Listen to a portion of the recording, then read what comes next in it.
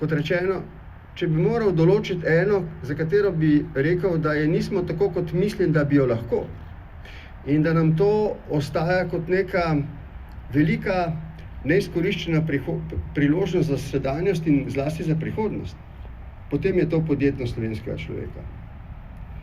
Kolikor sem ga imel priložnost spoznati v teh 35 letih, je slovenski človek, mislim, da tukaj ne gre za neke predsodke ali stigme, pravzaprav res delaven. Skozi našo tradicijo smo se naučili, da ne moremo imeti nič, kar si nismo prislužili. In običajno s trdim delom.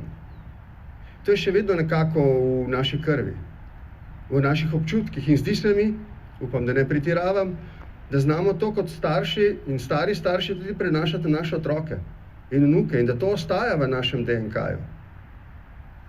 Zdi se mi, da smo pošteni ljudje v tem smislu, da razumemo, da ni mogoče obogateti pošteno čez noč.